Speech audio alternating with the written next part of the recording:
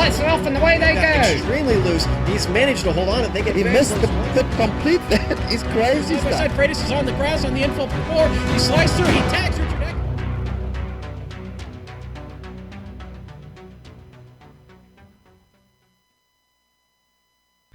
The aroma of Belgian chocolates mixed with the smell of engine exhaust as this morning, Circuit of Spa-Francorchamps plays host to Apex Online Racing's Formula Renault 2.0 Championship.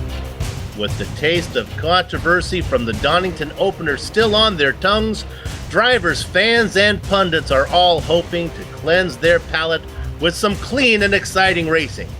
Be it bitter or sweet, every flavor from both the 40-minute opening feature and the 25-minute sprint that follows can be tasted live as it happens here on the Global Sim Racing channel. Guten Mittag and welcome to GSRC's Countdown to Green.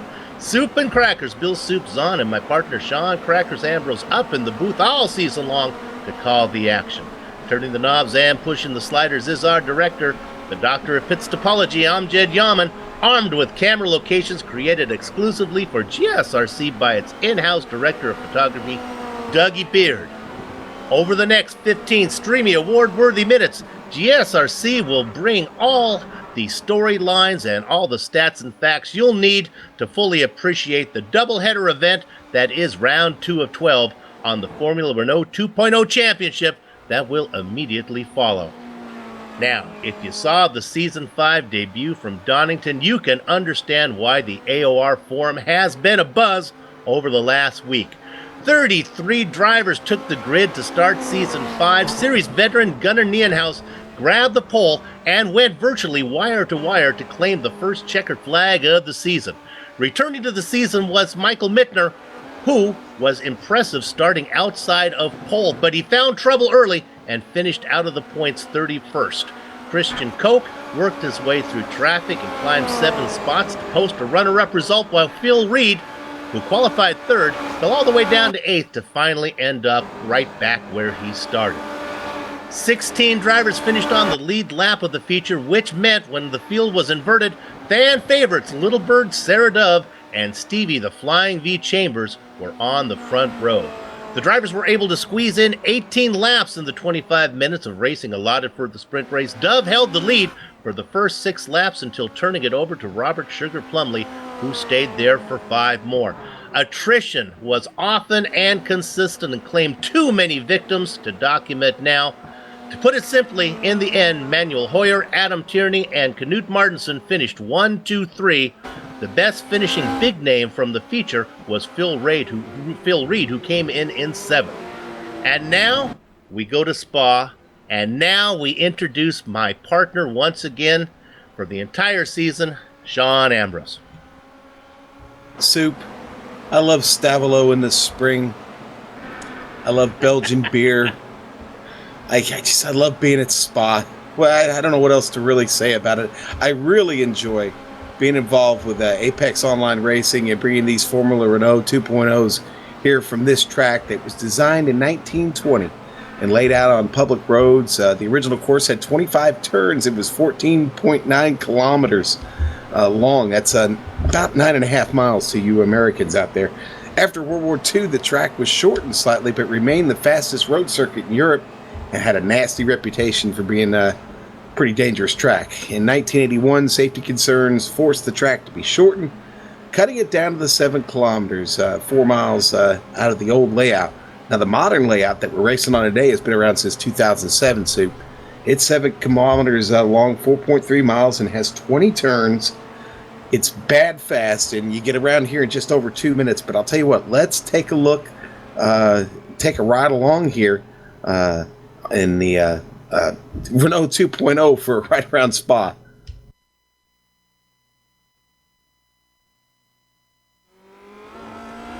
All right, we've got Amjad Yaman, the GSRC Formula Renault 2.0, so let's do a lap around Spa.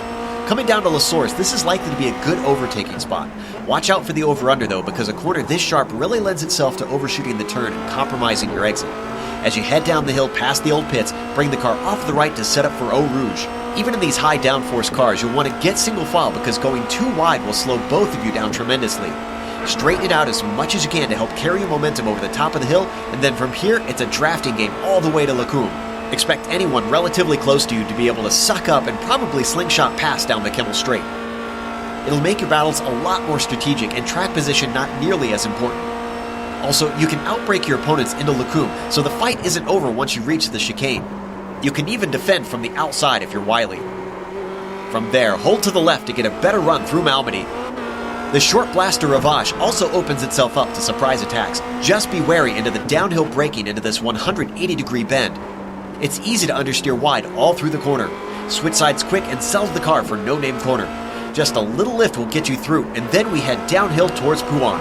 The entry to this double apexer is very quick, which makes it tough to be accurate. Thankfully, the paved runoff on the outside means you'll have an easier time recovering if you go a bit wide. Keep your foot in it on the second half, get back to the left, and spot your brake marker for fan use. It's a medium-speed chicane, so passing opportunities are few unless you get a huge run on the car ahead. Stay tucked to the right on the first half, and then let her fly around the second apex. The straight to Stavelo was a short one, so get back to the racing line quick. The first bend is the slower one, and honestly pretty critical to your lap time since you won't need the lift at the second bend. The long backstretch will certainly punish anyone who hesitates to get to the power, leaving the cars behind ample opportunity to breeze by. Just like the Kimmel Straight, strategic draft battles tend to erupt on the lower portion of the circuit. The run through Blanchiment is much easier in the Renault than you'd find in GT cars, and you'll stay flat-footed easily. Coming out of the corner, watch out for attack coming down to the bus stop. This is another spot where passes are popular, but this chicane can also create havoc occasionally. Tuck it into the apexes, but keep it off the giant sausage curbs because they send the car all out of whack. Make sure you nail the exit to keep yourself safe from lunges into La Source, and as you cross the line, you've now finished a lap around Spa.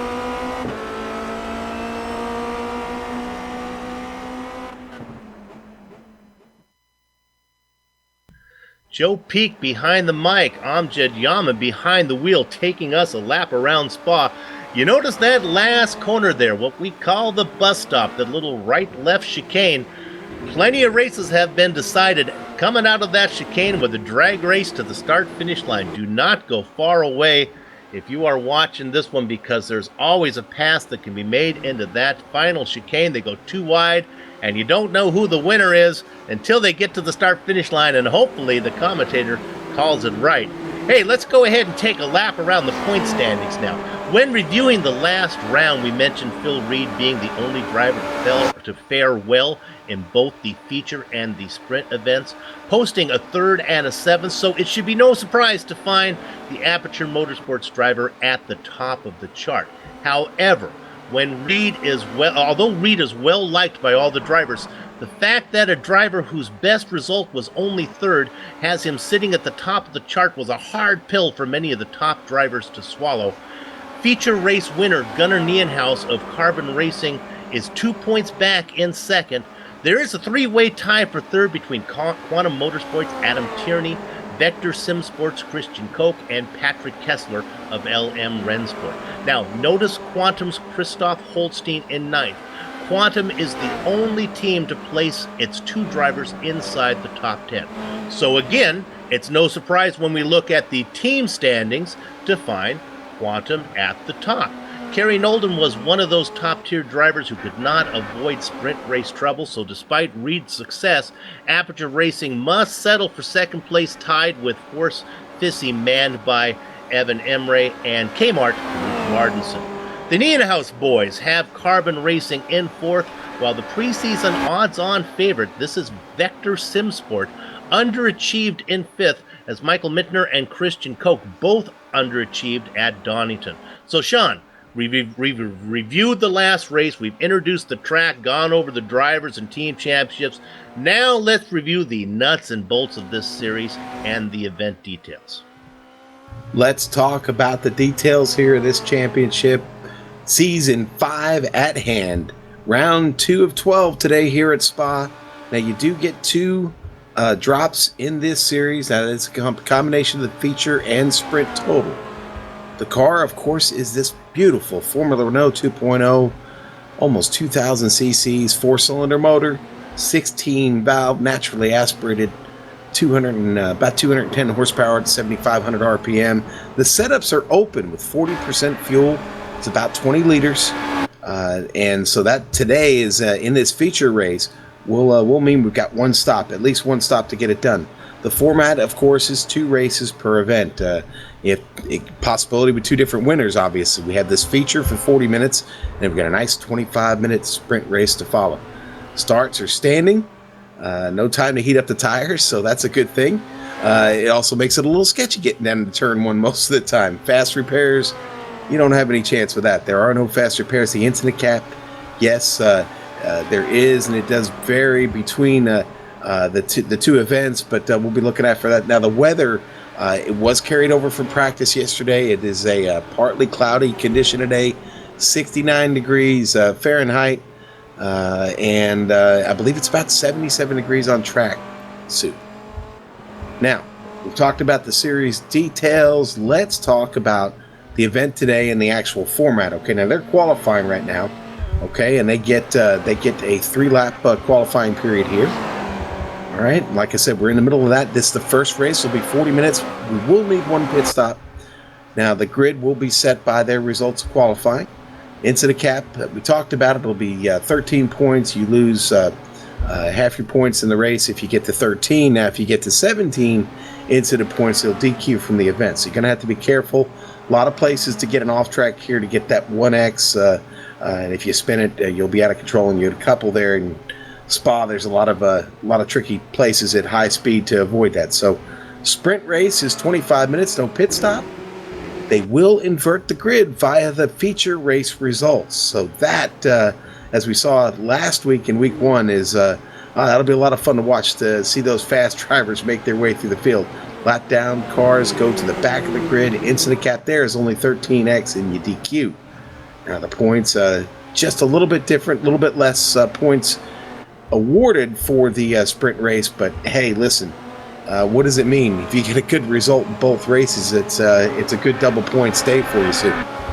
Getting a good result in both races is the key, and you talked about that inverse grid that takes place in the sprint race. Now, Sean, let's talk a bit about this. The forums were really abuzz. We talked about it in the opening, about the controversy. It continues about the sprint race format, about inverting the grid. Now, many of the top-tier drivers don't like luck being such a big factor in deciding how things turn out in that sprint race result. But Sean, now this is where I'm going to get on my soapbox here a little bit. Let's talk a little bit about bad luck versus bad judgment. You know, teenagers in horror movies who always get killed, are they unlucky, Sean?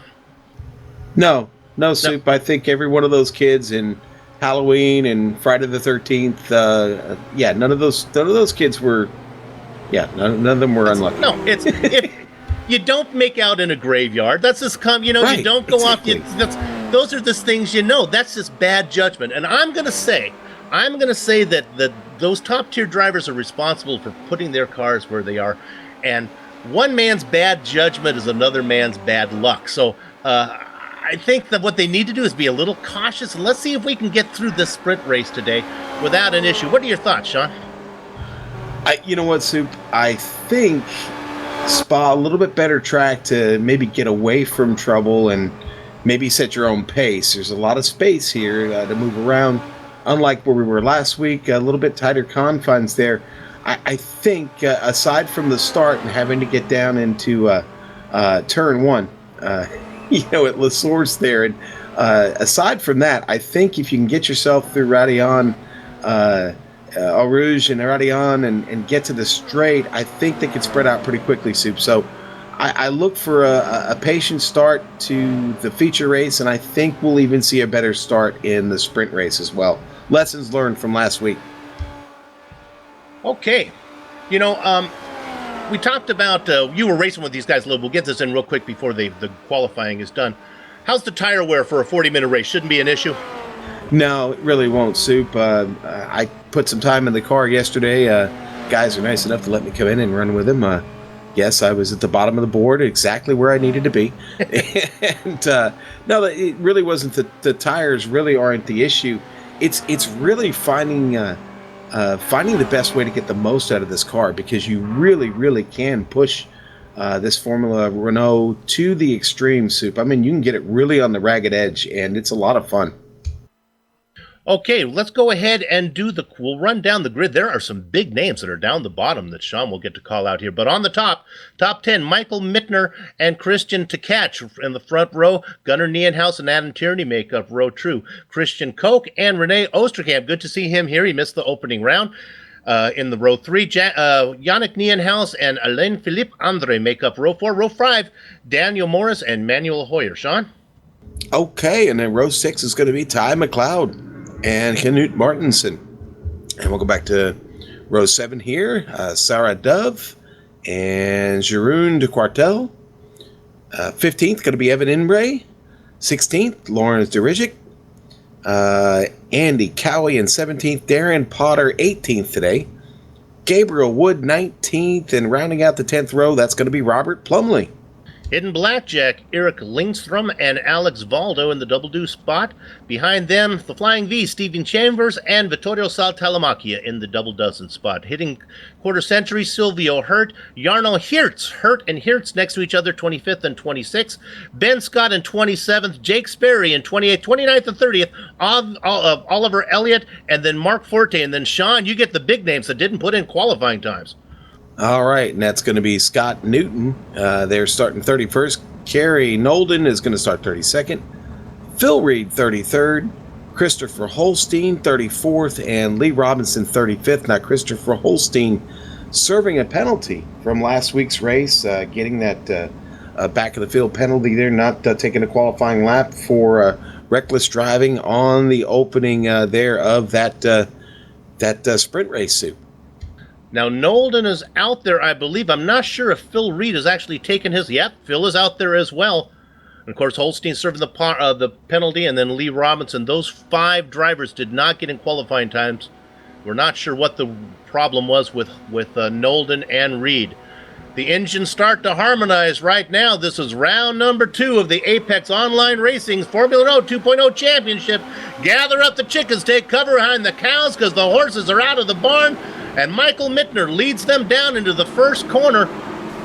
They get around La Source. No, they don't. They have an issue. We'll go back and look at it. It looks like Vittorio Saltalamacchia might have been involved in it.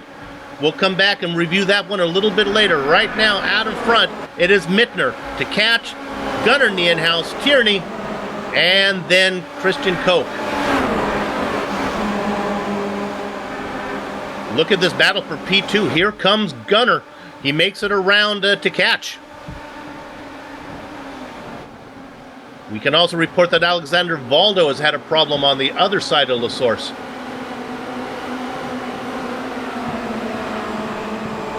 Now, I was surprised. You know, I guess the standing starts are done into La Source. The rolling starts must be around the other side of one. Usually, we start our races on after we get through corner 1, but on GP, we're going to start on the hard part.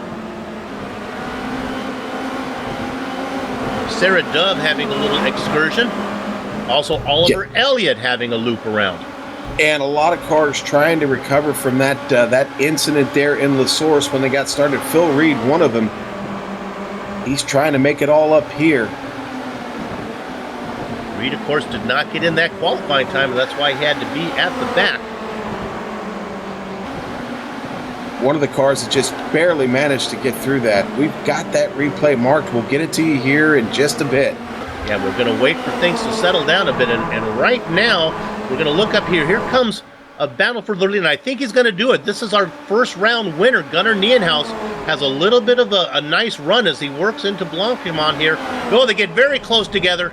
I think he's going to have that position. That's a little closer than I'd like to see on lap number 1. As Nienhuis is going to lead, take the defensive line. Now he comes across in front of Mittner as they work down into the chicane. Boy, Mittner was right up on the wing was. There in the bus stop.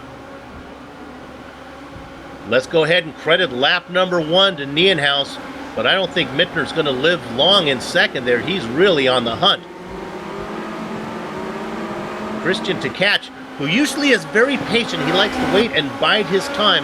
Back there sitting in 3rd position, watching everything happen up in front. A couple cars pitting, Sue. Berka Lindstrom and Mark Forte now, and Knut Martinsen also in. Let's go back up front again. Now, this is Nienhuis taking about as defensive line as you can, hugging the right-hand side. They are Cialis bathtubs as they head down into Lacombe, and backing out is Mittner. Go ahead, John. Scott Newton off the track in Rodillon also took another car with him, trying to see who that was. We're going to go back and look at Newton right now. Looks like he got together with, he was side by side with Victorio Saltalamacchia. Yeah. And actually, Saltalamacchia goes in the wall hard. Now we'll go back and replay the start. And I'll be watching this actually for the first time with you, as I was watching the leaders.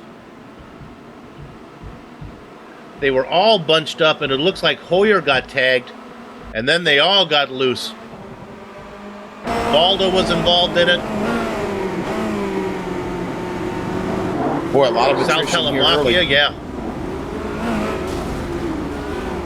And then the winner of the sprint race, Hoyer, was also involved in it as well. It could have been worse. Yeah, we're on that onboard wild shot with him there. You know, you line up, how many cars do we have? You line up 35 open-wheel cars in front of a hairpin. Hey, you get most of them around, you're going to be okay. All right, let's look at this as Mittner now has been passed. This is Christian Tkach making his way up. He has got around. Oh, no, and he gets tagged. And there goes Tkach. He's going to go across. I think he's going to be okay. Watch out for the leader. He comes across in front of the leader as he's bumped through the bus stop. I don't think he hit anything. It got tagged in the back of the gearbox. Maybe, I'm not sure, a slowdown penalty or something. I think the price has probably already been paid. Mittner gave him a shot. Boy, Mittner had to wait a long time and let a lot of cars pass there. Drops him all the way back to 22nd. On the replay. Here we go. Now, we're looking at it, you know, we don't get a lot of angles. We call him as we see him. You don't know about Tkach's breaking point. Maybe it was earlier than he thought, but ouch. Early braking from Tkach. Late braking from Mittner. You make the call. But neither one of them are going to be happy with that result. The only guy who's probably really happy with that is Gunnar Nienhuis now, who has a 1 second lead over, well, it's Christian Koch.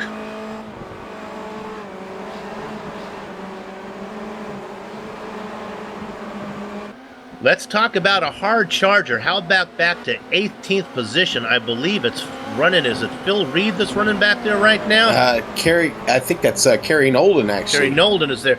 Yeah. My time, let's go up to 15th. Boy, since I looked at my time, Reed is up to 15th spot. Started in 33rd. He is up, what is that, 18 spots. Yeah, and actually, he's just behind this great battle for 12th place right now that Jeroen de Quartel is leading really fast here. Evan Imre in tow there. Sarah Dove just getting by Phil Reed there, making the pass on him, getting out of Puhan there and down into Fanyi.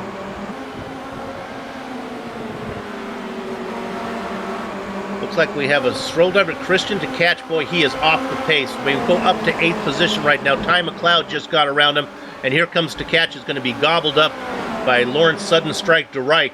Tkach, after getting tapped in the gearbox, really struggling. The car not healthy. Here comes the milkman, Andy Cowie. And Tkach dropping like a pigeon.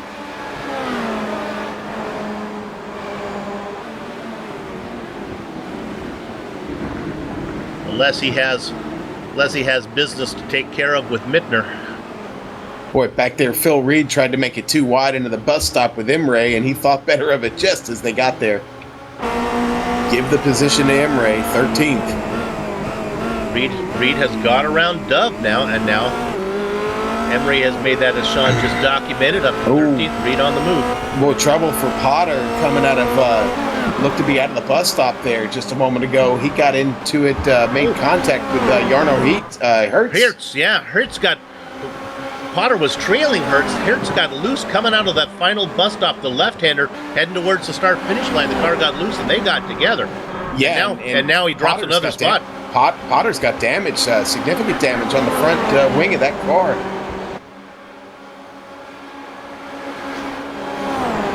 Potter, of course, the teammate to Sarah Dove. Yeah, Lee Robinson passing Potter now, heading down the straight. And then Lacombe.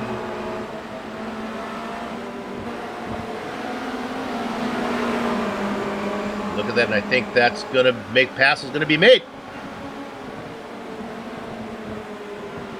Yeah, I can't imagine Potter's probably lost a little bit of handling, not able to turn that car quite as well now with that wing damage. Just lost some downforce there.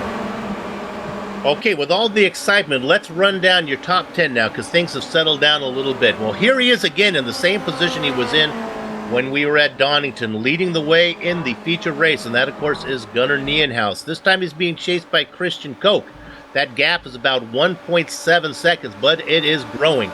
Now, Koch has a nice little lead of about over a second over René Oosterkamp. Oosterkamp missed the first race at Donington. Good to have him back. Adam Tierney in fourth position. He's got about 0.7 of a second on a man who is coming. And this is Gunnar's little brother, Yannick, who's having a great run. Yannick not noted to be seen running so far up in front right now. He is really coming on the back of Tierney in fifth position. Newcomer rookie Alain-Philippe Andre running in sixth spot. About 0.8 of a second ahead of another newcomer, Daniel Morris. As they work their way through La Source. Veteran Ty McLeod back there in eighth position. Quite a gap back, about 2 seconds back to the milkman, Andy Cowie. And then let's stay on this one a little bit because Cowie is being challenged by Lawrence Sudden Strike to Reich. Here comes Sudden Strike. I think he's going to make a move coming down as they head down into Lacombe's. I think he's going to make the move. Look at this.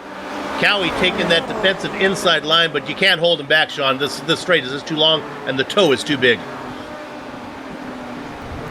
It is. DeReich had been setting it up for a little bit there. He was really patient and now finally pulls off the move, but I think DeReich just at the end of the day just a little bit faster. And if you look at that, that's that other driver that you mentioned. That's Jeroen de Quarta. I guess we'll go with Cortel for now until I get the official pronunciation. Running back there in 11th position with Phil Reed coming back up. We've been documenting what Reed's been up to. So there's your top 12. Yeah, Reed definitely on the charge. He is moving his way up and pretty quickly now. Another driver still moving up is Kerry Nolden back there in 16th right now, and he's working on Robert Plumley. These two have been hooked up for about the past lap and a half, Soup. Nolden, another one of those top-tier drivers that did not put in a qualifying. Look at this. That was so close. Nolden got right up on Plumley there, and they almost made contact as Nolden gets around and takes the position away. Getting Nolden now up to 15th. That's up, 17 spots from where he started there, Sue. Yeah, just to follow up, we didn't get a report of any penalty. We know that Holstein had a penalty to serve. I'm not sure why Nolden and Reed were back there. Maybe they just didn't get in a clean lap. They get 3 attempts at it. I'm surprised that they couldn't get in a good qualifying attempt. Let's stay on this a minute, though, because here comes Sugar Plumley now. I think he has visions of making a move before the bus stop. Plumley taking a move on the outside. Get this sorted out, boys. Look at Nolden. Squeeze him over. Leaves enough room. That's some good racing. Plumley held that outside line, left Nolden. And, vision is so hard when you're side by side like that. It's half vision, half trust. It really is, Soup. And Nolden with a really nice trip through there. And, boy, gets a really nice turn there through La Source.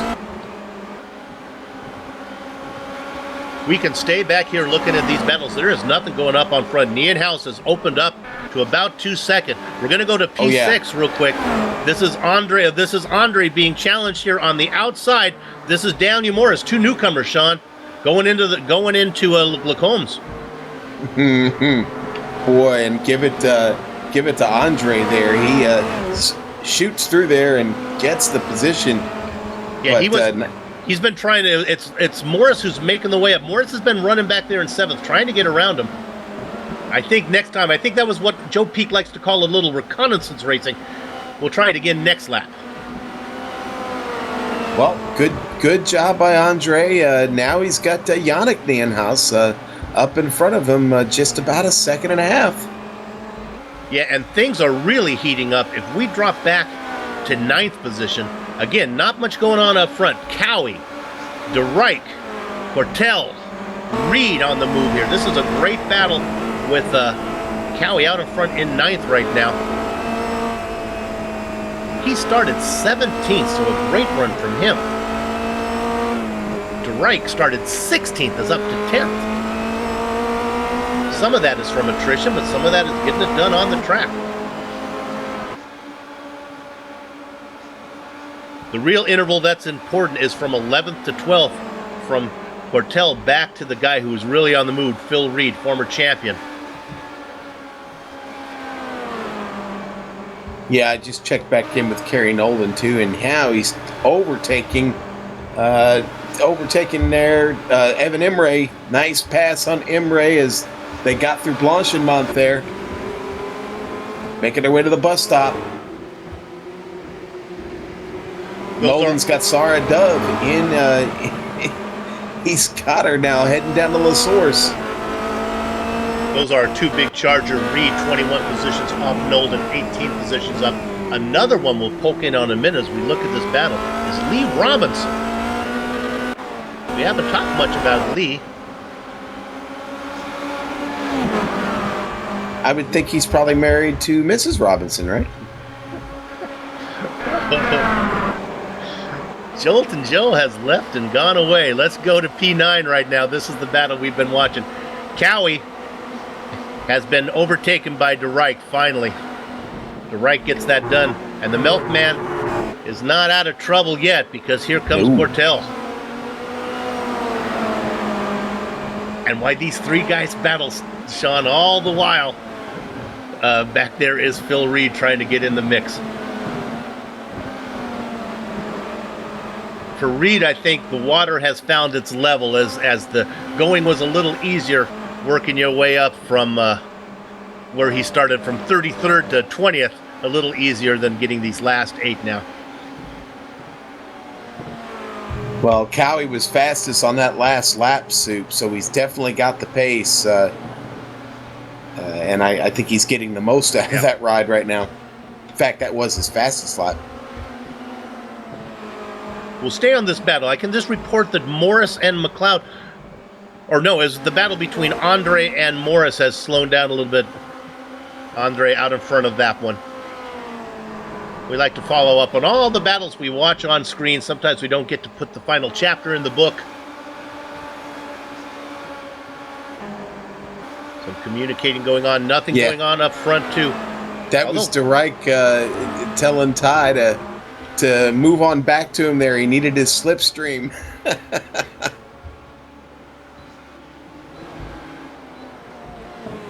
And now they... Oh, Cortell has made a mistake. Look at this. Oh, and it's going down into the bus stop. Ouch.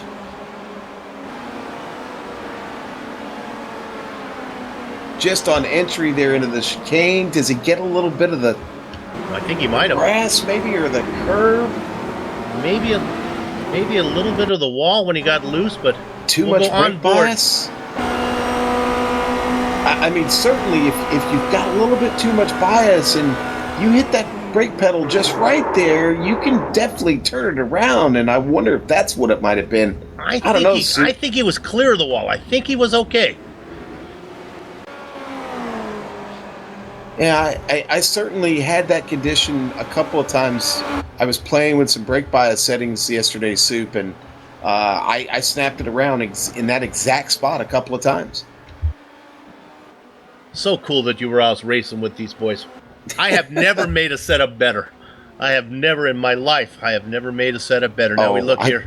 I was using the iRacing baseline setup, doing absolutely nothing. Okay, here we go. So Mittner has made his stop now. Yeah, and I was just about to start talking about that, Soup. The window is definitely opening, or it's open now for that stop. Now, usually I would say Tkach is the leader of all the cars who have pitted, and that's the case, and that's somebody to keep an eye on, but he has been going so poorly after getting the tap in the rear from Mittner that I don't expect much out of him right now.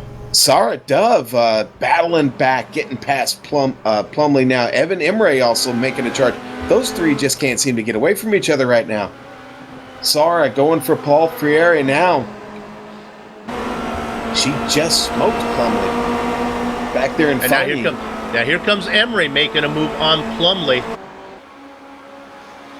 Plumley's going to have a hard time making this one stick as Emery has the inside position now. They work Blanchimont. But look at this. Plumley might be able to get a tow here if he has enough time, and he's going to force the issue. No.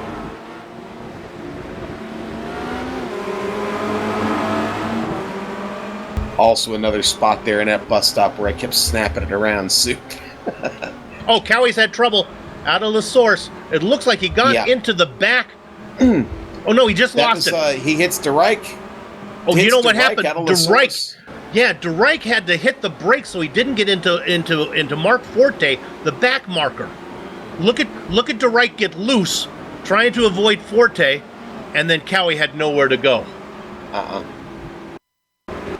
Yeah, Cowie just coming out of his turn there, apexing out of the turn, and like you said, Soup, he just had nowhere to go there. Now, to follow up on my teenagers in a horror movie, I guess he should have seen that coming, but boy, that's kind of hard when you talk bad luck. Oh, I'm sorry. That was the replay. You just didn't like my analogy.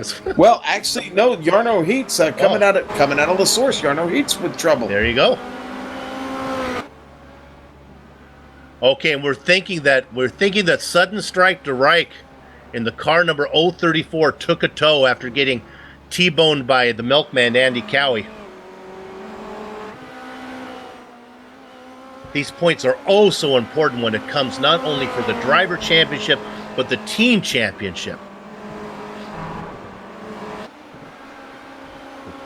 Been fairly quiet over the mic, a few little heres and theres going backs and forth, but pretty quiet. So let's report now on Reed. He's made it up into the top 10 with the issues that happened to the drivers in front of him. Hortel and Sudden Strike DeReich all having issues, so Reed has got around them. McLeod in 9th now. I'm sorry, in 8th. And let's go ahead to 6th position, because, Sean, this battle won't go away. It cools down and heats up. This is Andre and Morris. Yeah. Yeah, it's not going away at all. Now, Andre doing pretty good job holding serve right now, but every now and then Morris just gives him a mirror full, and they make it exciting. And as they head now down into Eau Rouge here, we'll see if maybe Morris can get a run on him here when I get to the straight. That might be one of those battles that gets decided after the stops. No reason to. It's not like either one is going anywhere. I think they're both so evenly paced that if one gets around, it's just a matter. Yeah, and I think Morris gave up a little bit there in Rouge and Ruddy on there, and obviously not in the tow now as they head down into Lacombe. A lot of drivers now coming in. Flying V Stephen Chambers is in, but Gabriel Wood is the driver who is leading the cars who have pitted. We haven't talked much about Wood. He's running in 18th right now.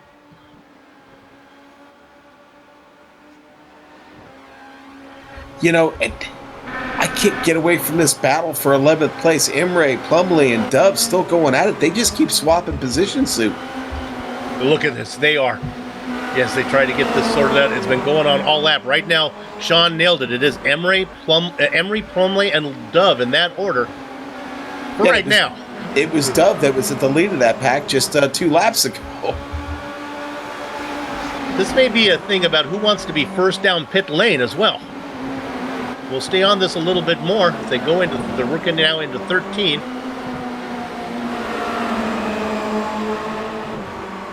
Then they have these 2 right-handers. There's the first one. They're kind of they happen so fast, it's almost like a double apex. Dove goes really wide. Now watch her get a run. She's chasing Plumley. You're all the way up to 7th gear here. She could get flat them out, Sue. Plumley now with a run. Let's see what kind of line Emery takes. Emery trying to take his half right out of the middle. Plumley's pitting. He just called it. So he's on the inside. He's on a good spot to make the pit lane. That worked out good for him. So Plumley comes in. Emery and Dove continue. Ty McLeod has come in. He's our leader so far of the guys who've pitted. I'm going to assume that McLeod is going to get out in front of Wood. We look at there's Ty locking him up.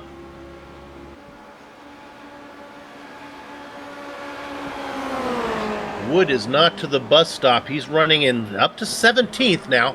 We'll keep an eye on him. McLeod, has he made it to his pit lane? Yeah, oh, he's out. McLeod is out. Okay.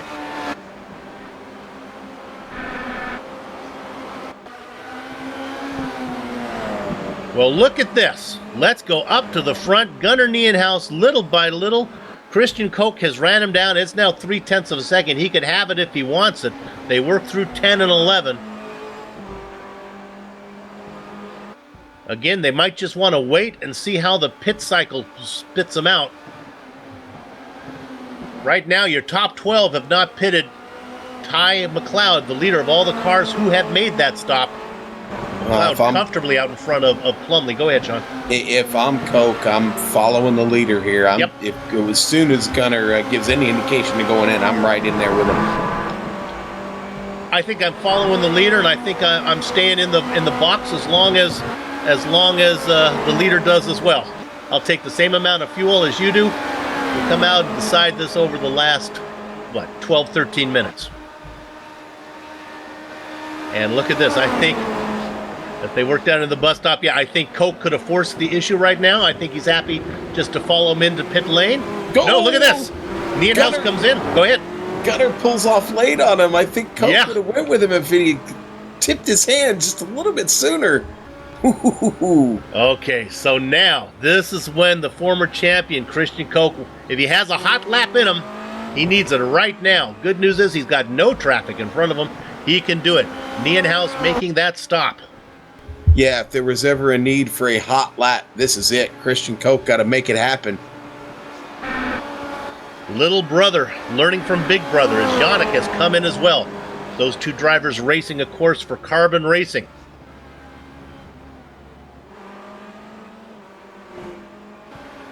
And Gunnar Nienhuis is away, Sue. Back on track. That cost him all of cone to cone, 28.7 seconds. My goodness. Yeah. 4.3 in the pits right now, as now we are watching our leader. He's still got a ways to go. Nienhuis is well out in front. Now, the driver he's out in front of who has made the next pit stop would be his brother, Yannick. Those two drivers leading of all the cars who have pitted. Some big names yet to come in. Osterkamp, Tierney, Andre, Morris, Reed. We ride on board right now with Koch, who's got to be perfect right now.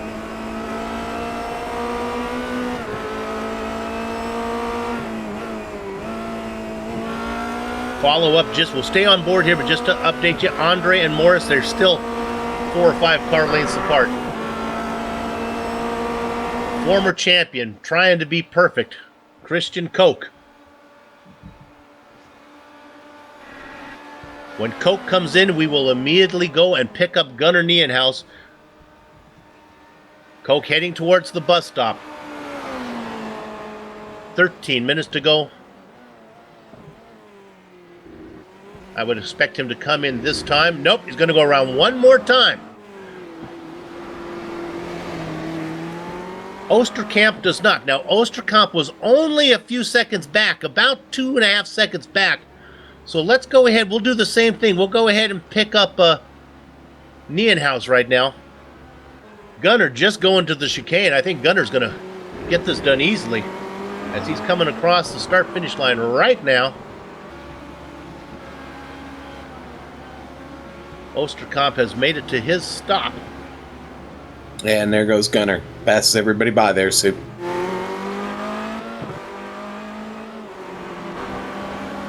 Osterkamp just now getting out on the track. He's going to come out behind. Look at this. He comes out behind Gunner, but ahead of Adam Tierney. So Tierney now, according to my stats, third of all the cars who have pitted. Yannick Nienhuis running fourth. Drivers still needing to come in. Koch, Andre Morris, and Nolden. That Andre Morris battle. Andre still out in front by about a second. That has been going on the entire time. Sean, looks like everybody else has made their stops. Yeah, they have. And let's see how they came out in some of those battles we were watching. It looks like Dove is ahead of Emery. Remember, they were in that battle. Dove right. running in 12th. And now we're looking at this P9 battle. This is Phil Reed.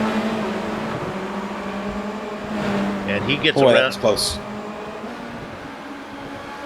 Yeah, that was close there, coming out of no name.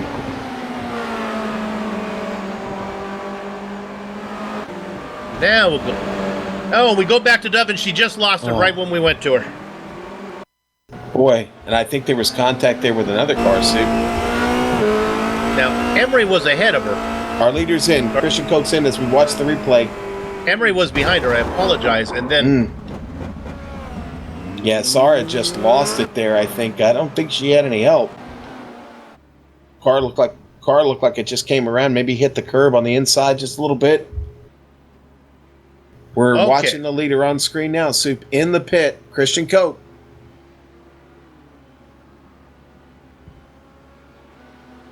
In fact, all of them will come in, including Osterkamp. So now we look at Nienhuis. Nienhuis is by. Nienhuis through La Source right now.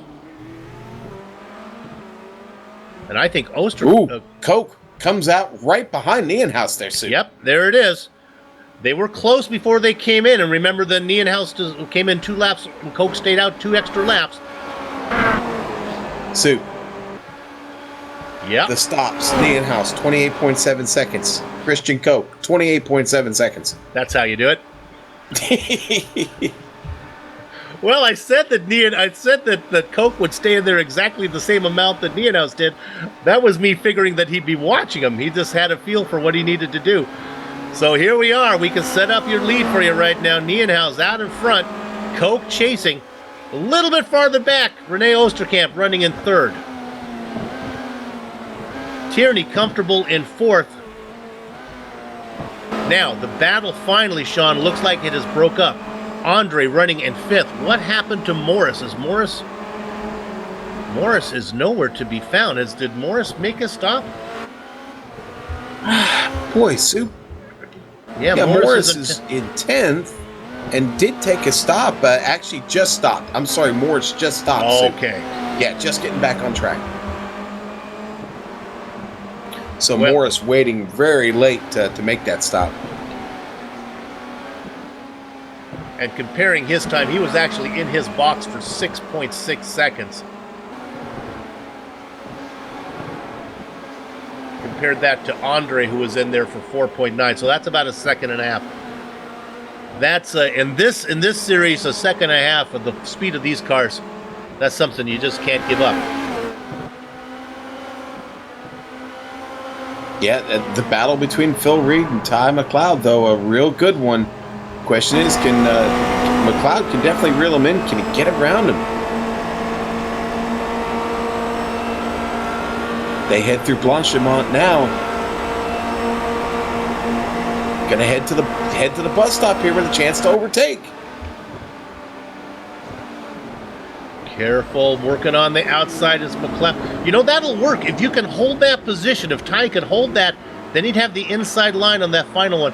I've always seen the inside line into the bus stop being the preferred position because that gives you the momentum coming out of that left-hander heading towards the start-finish line. And then once again, it plays out. Reed in 7th. Oh, Yannick Nienhuis around out of La Source, just up in front of him. Just in front of these guys, and boy, I think he kept him. Maybe the left wing got a little bit of wall. That's too bad. He was having a great run. Yeah, he was, Soup. Soup, I think he avoided any damage. I don't see any on the car. So that's going to give positions to Reed, McLeod, Nolden, Morris, I think, all picked up spots there. Yep. Tough break for Yannick there. You know, it seems like that's how the last race was going. Now Ty McLeod has had a spin. Yeah, and Lacombe, he loses it by himself off the track and into the barrier. Yeah, this one was not as friendly as he put those left side tires against that wall. These Renaults, it all depends how you hit them, but I'd be surprised if that car's feeling real good, Sean. It's got the nose out of shape on it just a little bit, Soup. There could be suspension damage.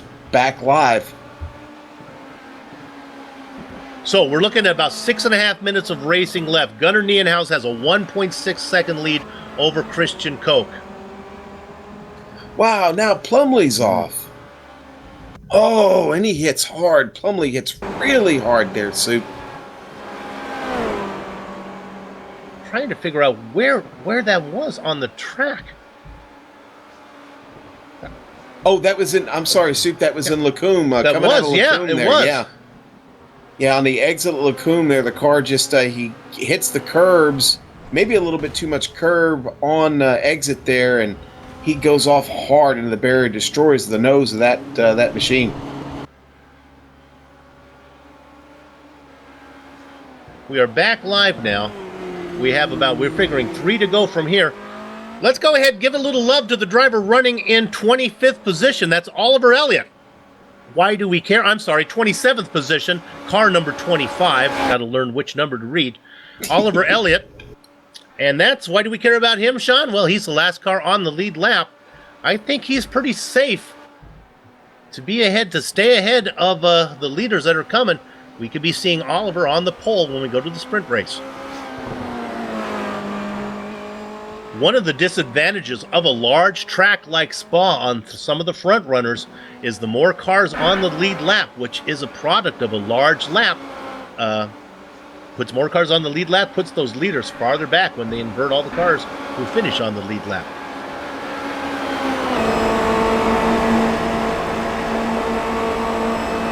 Looking at this, we can report that Andy Cowie has also had an off. Not sure, he was in the wall, not sure how soon that was.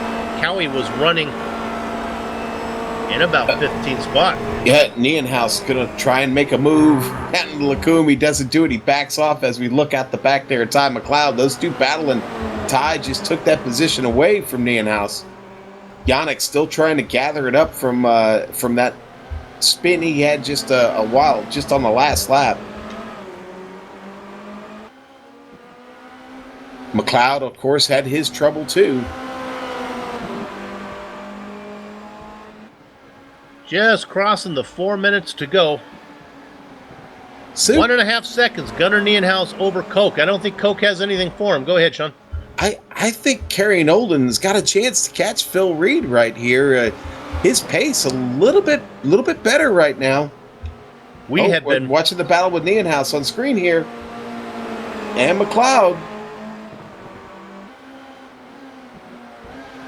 Nienhuis as they work now into 15. Here comes the right-hander, and now they're on the throttle. Look at the drive that Yannick gets out of 15. He's going to gobble him up. He actually has to be careful not to gobble him up too fast here. Well, this is flat out right here, Super. Yeah. Blanchet here. Waiting all the way down to your braking zone. Now look how Yannick pulled away. I think he's trying to figure out when the white flag is coming. No reason to make that pass there. I think Yannick happy to run back there in 10th. He'll make that move on the final lap. We'll make sure to cover that pass, Yannick, as I expect you to make it sometime in the next 4 minutes. All right, so back up to Nolden and Phil Reed. Nolden has reeled in Phil Reed. It's down to under a second now. And I didn't know for a second there if Nolden was going to be able to pull this off, but I got a little bit less than 2 laps to go. I think Nolden, with this trip down the straight, is going to close the gap even more, and really with a shot to overtake here on the last lap, Sue. We have documented Reed and Nolden's trip through the field. They both started way back. Reed 33rd, Nolden 32nd. They've made up all those positions. Both of them with visions of a top 5 right now.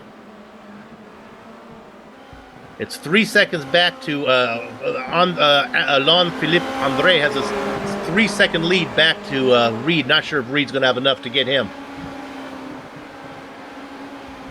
But Nolden is coming, Sean. Yeah, it really is.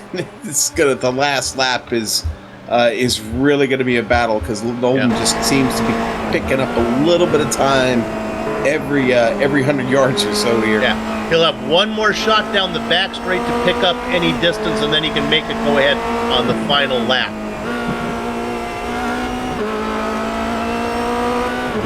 We can report that Nienhuis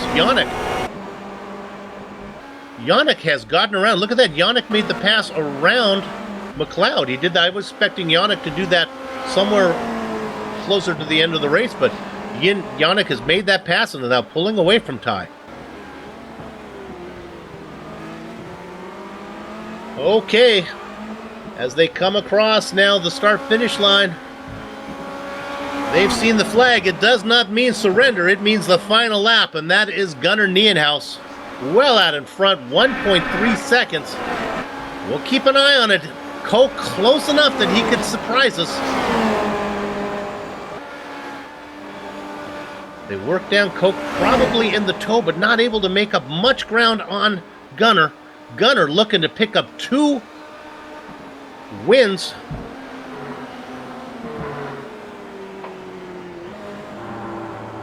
Elliott, and we talked about Oliver Elliott. Well, he pulled over. He wasn't going to be able to stay on the lead lap. So I believe that's going to give Jake Sparry the chance to be the leader for the sprint race. Go ahead, Sean. No, I was just saying, with Oliver pulling over, they're not able to hang on with just a little less than a little over a half lap to go. That's tough, man. Yeah, that's half disappointment, half relief. I've been in that position. I don't want to start. We backmarkers aren't always happy to be put up there like that. I don't want any part of that. No. So we'll keep an eye on the leaders. It is within shouting distance. I've been fooled before, but the lead is 1.7 seconds. Let's see. Let's go peek in real quick on Reed. Yeah, that's the one we're going to watch. We'll go back and cover that one, Sean, as soon as I call the leader. You go ahead and pick up Reed and Nolden, because I think they'll be just about getting to the bus stop about the same time that Nienhuis is crossing the finish line. Yeah, and I don't know how hard Kerry is digging right now, to be honest with you, but it's... Well, Gunnar working his way right, working his way left. He's through the bus stop. He did it in the opening round at Donington. He does it again at Spa.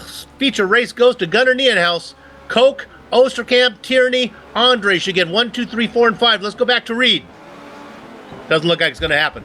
Yeah, it's not, and the teammates there, I think, working together, happy with the result right next to each other, 6 and 7.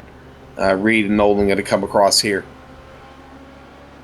but both came from the back of the field to do it, Soup. So hats off to both of them there.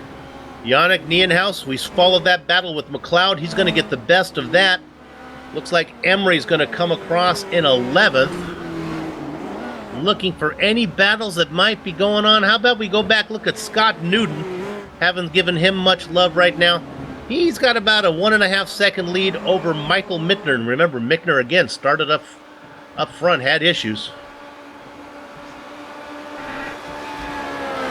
We'll see all these guys again. Mittner will be a force when it comes to the sprint race. He's fast and he's going to be on the lead lap, and he'll be starting up front.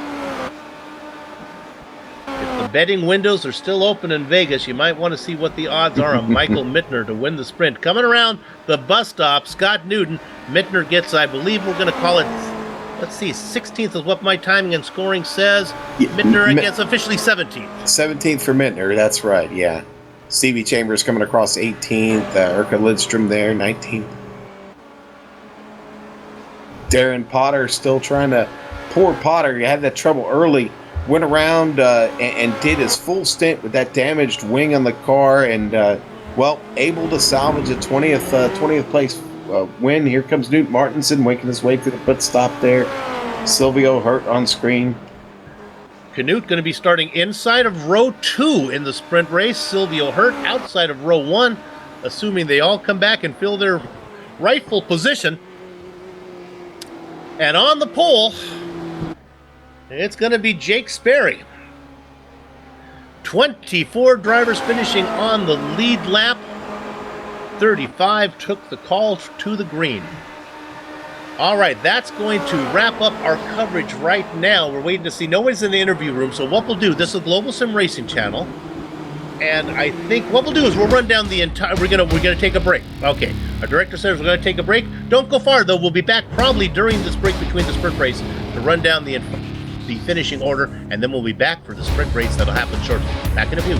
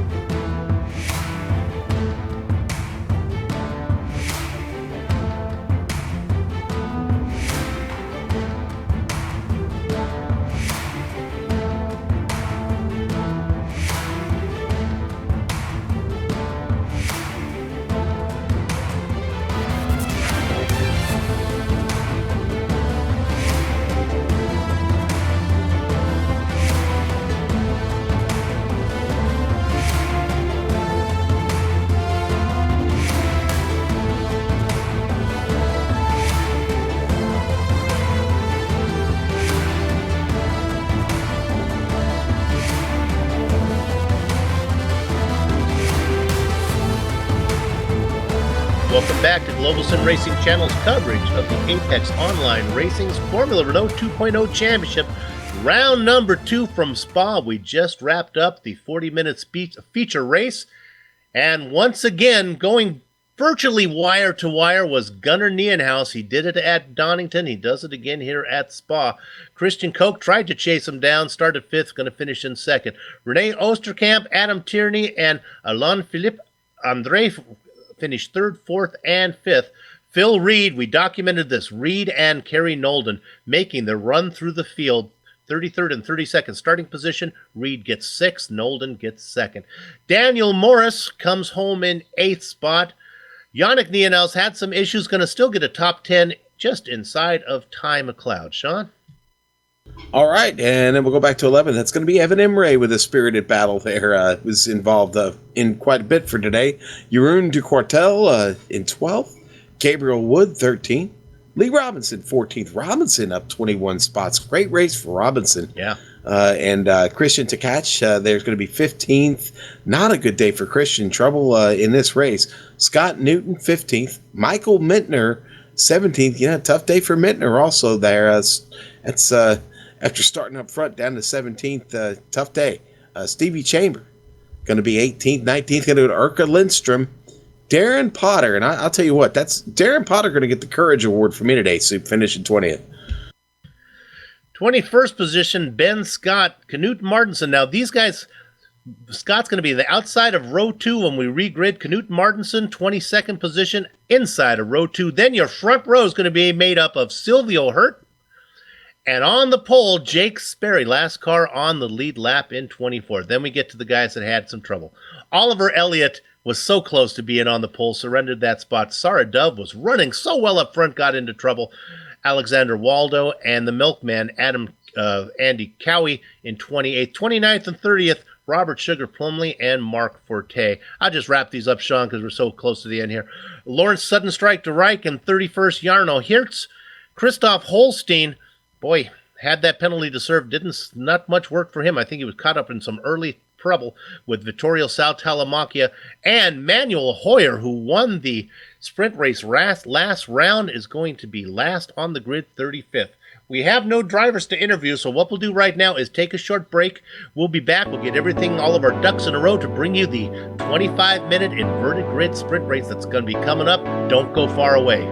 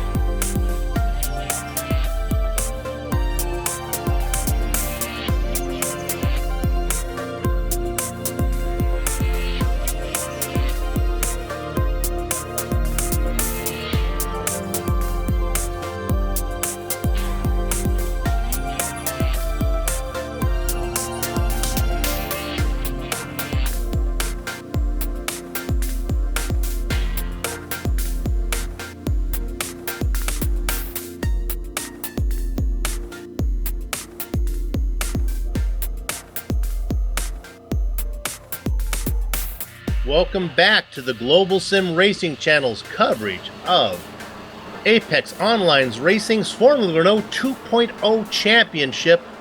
This is round number 2 from Spa. We are in the back half of our doubleheader. The inverted sprint race, 25 minutes, no pit stops, and they invert the cars, all 24 of them that finished on the lead lap of the feature race, where we just saw Gunnar Nienhuis win his second feature checkered flag of the season, and that should help him in the championship's points race as well. Sean, I know you put in some time racing with these boys this week. These cold tires could be an issue. Yeah, they really can, Soup. And the thing that's got me worried here on the start, everybody can get through La Source. Now, it didn't work out that way in the feature race, and I expect it might turn into a parking lot again here. Everybody's scrambling in this 25-minute sprint, but really where you've got to watch yourself with the cold tires is through Eau Rouge and out already on. The car gets really, you're trying to get up to, you are up to full speed already by the time you get to the bottom of the hill and you head up. The car gets very, very loose up through there the first time, Soup, until you get a little heat in the tires. And I had trouble navigating that yesterday, and you're going to see, you're going to see about 35 cars probably have, 34 cars have pretty much the same problem trying to get through there. That could get tricky, but La Source and Eau Rouge, really, really tough on the cold tires. You really don't start to feel those tires until you get to about turn 10, which is Puhan, and start to make your way through there. Some of the old-timers of this series were reminiscing about when they had racing here at Spa. I believe they had a big one in the corner you were talking about there. It wasn't at La Source, it was down into Radion there where they had an issue. They all got together. So I think if we can get down into Lacombe clean, we'll have a shot at getting through this. Keep in mind, you viewers, of what these guys are trying to do. This is basically, they're trying to go to the moon here with Sputnik technology. I mean, they have inverted the field. They've put the fast drivers at the back. We have the slow drivers at the front. With apologies to Jake Sperry, he's got to be sweating bullets right now up there to try to get this done.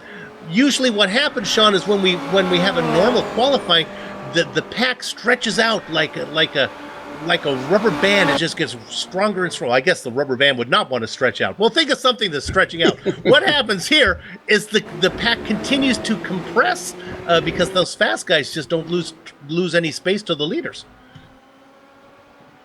Yeah, and Soup, I'll tell you, it's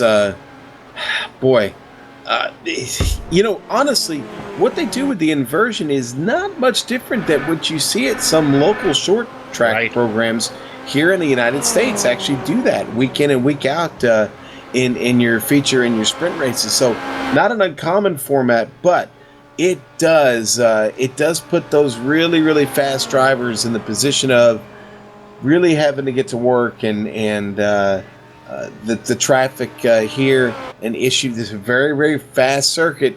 The passing opportunities are plentiful, but knowing who you're driving to, really important. Driving next to, really important when you're going through some of those passing opportunities here.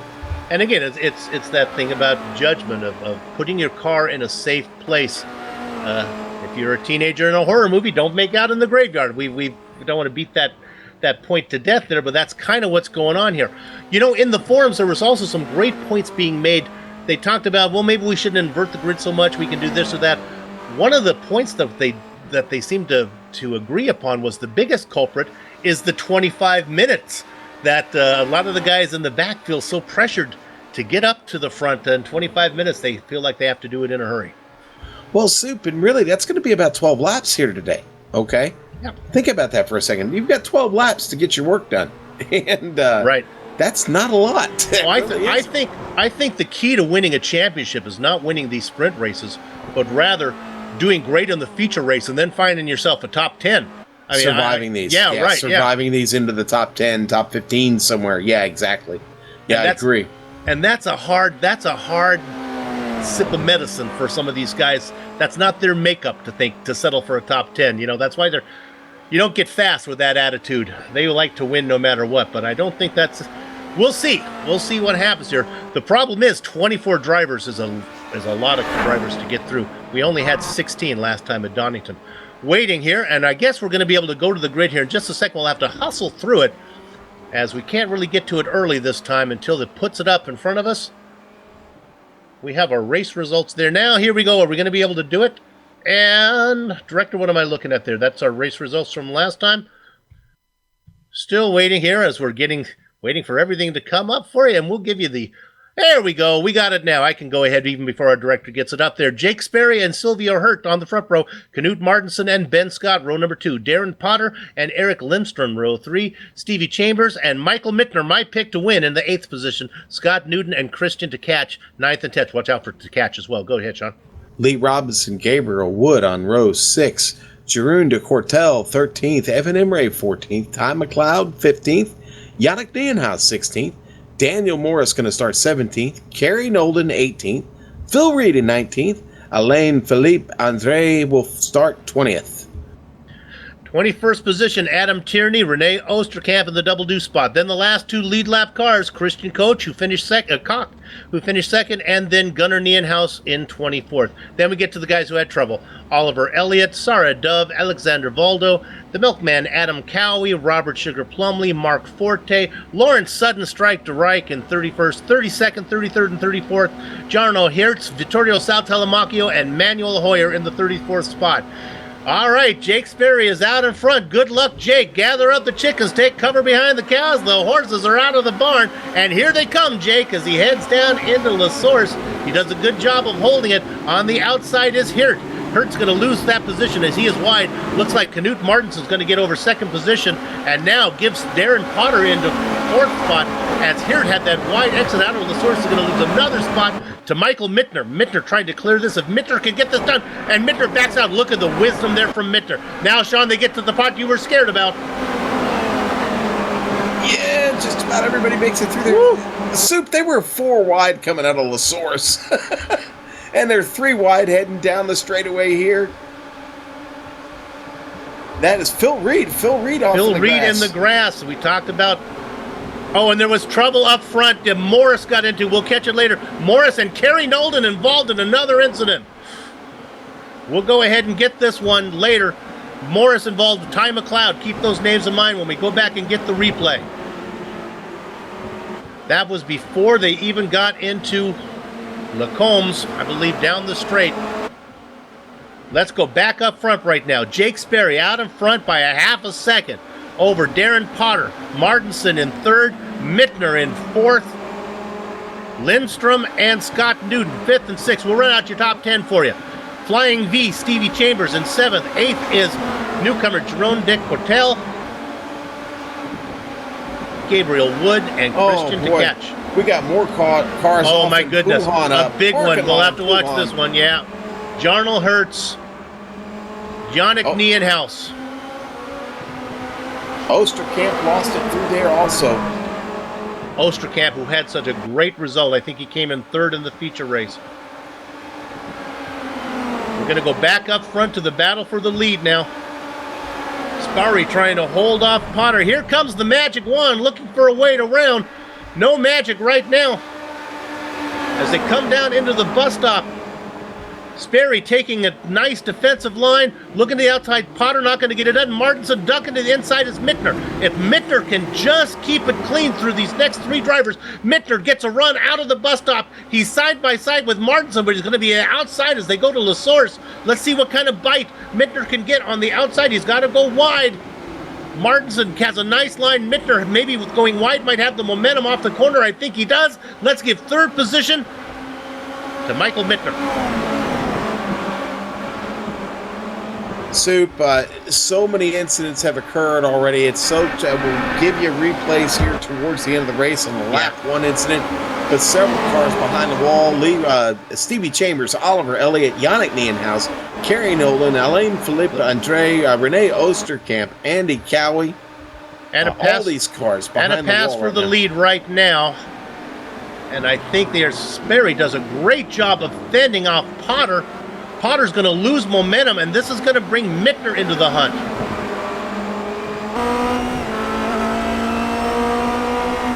let's go ahead and give some credit to Jake Sperry. We didn't think he'd be able to hold on, but so far a lap and a half, he's still out in front. Mittner is hungry. Okay, I've made my way to Coke. Coke is really battling, already up 10 spots in 13th, looking to take the spot away from Silvio. Hurt does it just behind Hurt. Hurt gets hit by Ty McLeod. Oh no, those two. McLeod disappears off the track, either towed or DQ'd already. Boy, that was a hard hit. Boy, I got it. That looked like it was a incident for McLeod. Only 13 X's that they have to get to. A lot of complaining going on out there. More craziness out on the track. But Sean, it's all in the back. Up front is nice and good. Like, let's go to the lead right now. The racing up front is good. In fact, Mittner, while we were doing that, Mittner has got around all those guys. This is Sperry now in a battle with Potter, Martinson, and Newton running in there. While we were under replay, Mittner was able to make that pass. I'll go back and check it and tell you what happened. Basically, he just had a run. Nice and clean pass that he made. He came from third, was able to gobble him up going down into the bus stop. Boy, Soup, I don't know if the activity on the forums is going to lighten up any. Nope. The start of this one. Oh, boy. Well, let's go ahead and tell you some of the big names that have been caught up in it. Kerry Nolden, he's last car on. He's in the pits right now. Osterkamp. Alain Philippe Andre, he was a front runner. I think he had a top 5. Andy Cowie, not his day.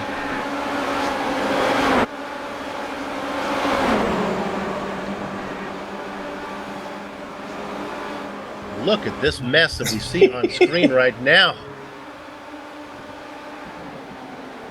Soup, if I told you we were only 6.5 minutes. Oh, Christian Takach is off. Yep, he had made a great run. We talked about him. He started 10th. He has made his way up through the field, but he got together. Yeah, he loses it there in Lacombe and then actually spins around, gets it going again, right side by side with Christian Koch. Koch finally gets by. Yeah, now that was just a self-mistake. Nobody got into Christian. He just looped it around. There was brought out a little bit of dust on onto the track, but I think he's going to sort back out into 9th spot. 1 spot ahead from where he started. Yeah, good recovery there by Christian, and again, doesn't lose a whole lot there. But again, the carnage has been heavy, Soup. Ty McLeod, I can confirm that was a DQ, I believe, on him. He had already picked up that many incident points in the first 6 minutes of the race. Okay, I got to go to 6th position because here it is again. Sometimes you are just on a roll. Well, call this guy Butter because he is on a roll, and we're talking Gunnar Niedenhout. Look at this as he has worked his way up. I can't do the math. 24 minus 8, 16 spots already. And he has this battle in front of him. There's a shot that he might be able to win this thing. Look at this battle going on in front of him right now. Sperry still out in front of Martinson, Potter, Newton, but here comes Gunnar. Making a move on the outside now. That's Newton trying to go around the wide side as they go into La Source. I've seen this work before because you get the drive off. But what that does is open the door for Niedenhout. Niedenhout gets inside. He gets 1. He gets 2. Ooh. Wow. Leave him some room. And then there's a giant toe in front of him here because Martinson was too wide with Sperry. So here comes Niedenhout. Give him 1 more as he gets around Martinson. Jake, I think you're safe. Maybe. Do we have the Jaws theme? Can we play that one? Because Niedenhout is on the hunt. Look behind him now.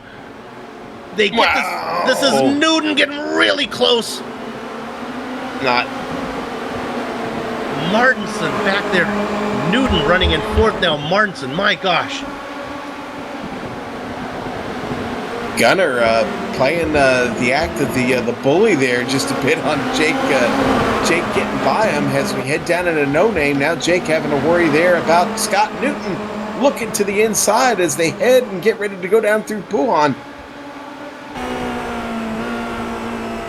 Right on board with Sperry. Another tip of the hat to Jake. Doing better than we thought he would. Running here, he is 16 minutes to go, still running in third. Now look at this. Making a move. Oh, Jake gets a little bit loose, and he gets checking up with Newton. Newton does a great job of saving the car. He's going to lose the spot to Koch. Potter now trying to get in there. Scott Newton with a great job of getting out of the back of Sperry and not losing the car. Yeah, and a great job by Jake to recover there. Jake recovers from that very, very well. Doesn't lose a whole lot there, and still going. We got to stay on this battle up here for third right now, because here they come. Martinson was nowhere to go. Now trying to squeeze in where there is no place. That is. Jake's off, almost loses it soon. Koch trying to get around. Now Koch has got around Martinson. Here comes Newton again. He's recovered, caught his breath. He's in the hunt. They work through the chicane again. Yes, the sprint race may be a bit messy, but it is one exciting thing to cover right now. Let's stay on it. Sperry taking the defensive line into La Source. Again, I think the outside line is probably going to work as Koch gets a drive off. No, Koch gets loose. He has trouble getting the power down. Is that going to let Martinson get a run? No, Koch has that car on rails right now, and he gobbles him up. He goes left, and now he's going to go on the inside, move Christian Koch up into third position. I think once they negotiate through here, they go too wide. Oh, he lost it. He bounces back in front of the track. Everybody gets around him. Jake's stuck in the middle of the track right now. He's still stopped in the middle of the track. Let's get to the replay here real quick. And we're hearing that maybe Potter got into some problems there as he tried to get around. Look at this. Jake tried to keep the car off of Koch. Yeah, it didn't work out. I had a bad feeling when they started heading down the hill there at Soup and coming back up the hill. It just didn't work out there. And then you could, at the very end, you could see Potter got loose trying to avoid the problems. All right, let's give you a rundown right now. Mittner, 8.8 seconds ahead of Nienhaus. Gunner won the feature. Don't know if Gunner's will be able to get there this time. He's running in second position. Third position right now, it looks like it is going. If we go down here, I'm looking where our director going. There it is, Christian Koch running in third spot. He is about 0.8 of a second ahead of Martinson. Kmart running in fourth. He's in a battle right now, being closely chased by who else? Phil Reed, another guy having a great run. Phil up to fifth, and he's going to be able to get We'll stay on this for just a second, because I think we're going to be able to see Reed make this pass, and I wouldn't be surprised if Scott Newton also doesn't run down Kmart on this one. There goes Reed on the outside. Let's see if Newton comes in and follows Reed through. Newton has a run. He's going to wait till after they go through Blanchimont, and now he gets it. Keeping that inside line is Martinson, and I think Newton's going to wait one more time to get that pass done. But now getting in the hunt, we'll find out around our top 10. Christian Tkach, we saw him have an incident early on a self-spin. He's back up to 7th position. Adam Tierney running in 8th. 9th position in this battle. Look at this one. This is Wood and Sugar Plumley. Plumley going to try to do a dipsy-do, a little under and under, over and under through La Source. Not going to happen, but I imagine he'll be able to make this pass when they get down into the combs.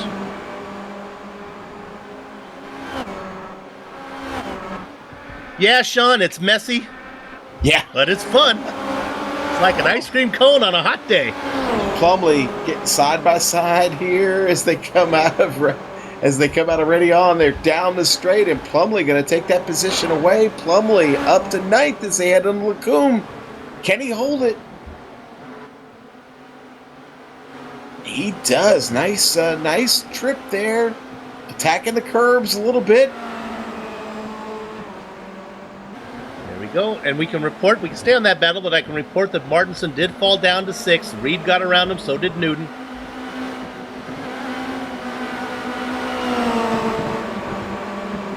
Most of our attention here for the final 12 minutes will be the cars running probably 3rd through 20th, as the leader is comfortably out in front by 8 seconds over Mittner, over Nienhaus.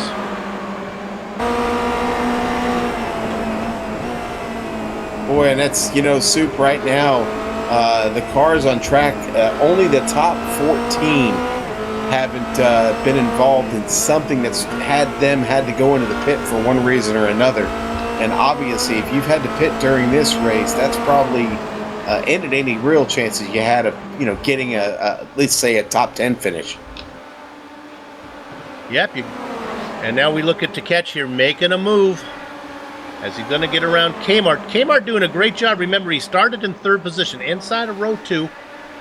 This is what he does. He just tries to make the best out of that front row, that up front starting position. And you talk about all the guys that was racing with Kmart when he started. Sperry is gone. Hurt is gone, who started on the outside of row 1. But that's what Martinson does in these sprint races. He just plugs along and gets a good finish.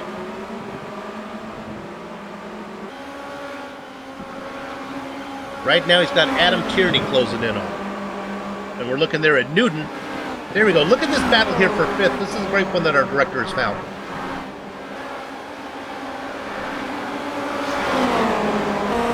This is Newton. Now look at Newton take this defensive line. I don't know if this is going to work. He's going to be passed here by Takech. Takech now up to 5th.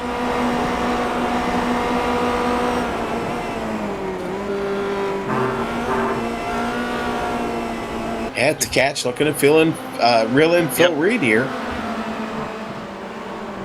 Reed has worked his way up to 4th. Reed started 19th. And there's a podium spot not far up the road here. Absolutely. Got to keep digging. Just under 10 minutes to go now. Soup, and I know a lot of people are upset about the format, and I got to be honest with you. As I look through this top 10, I see all the guys that have come through the back of the pack to get to the front. I don't know. That's the way it's supposed to work. Those guys are, if they're fast, they're supposed to work their way to the front. So there seems to be plenty of time to do it. Nienhaus has worked from 24th to 2nd. We have 9 laps to go. If it wasn't for Michael Mittner having trouble in the feature race, Nienhaus would have back-to-back wins. So yeah, Nienhaus, Koch, Reed, they're all doing it to catch. I guess, Sean, they all can't make it. That's right. They all can't make it, indeed. Not everybody gets a trophy, see? This is not a orange slice league, right? That's right. Let's look at this battle for 11th position real quick. This is a guy we don't give much attention to, Alexander Waldo, being chased by Evan R.T. Emery. Of course, RT stands for really tough. You see that right now as he works his way around the outside. Yeah, Evan was quick in the last race, but him and Waldo having a real spirited battle right now. And a guy we saw in the feature race, Daniel Morris, running back there in 13th as well. And remember, points pay down here. There are points to be made not just for yourself, but for your team as well. If you look on the graphic at the bottom there, you can see what team these guys are racing for in our little graphic right under their car number. Look up there, Phil Reed, racing, of course, for Aperture Motorsports.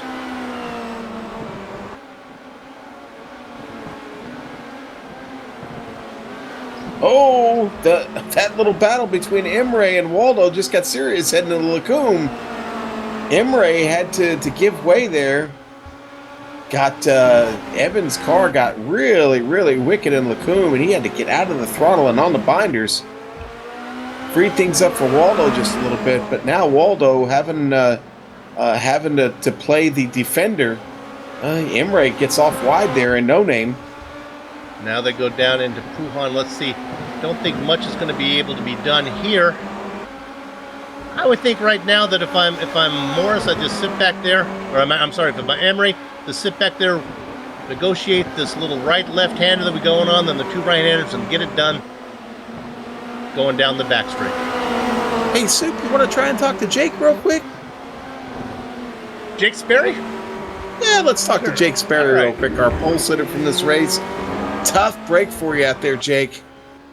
Yeah, it really was, and it's one of those races. I didn't expect to be on pole, I was, and that was the greatest 10 minutes I've had of my life. Absolutely fantastic. It was fun while it lasted.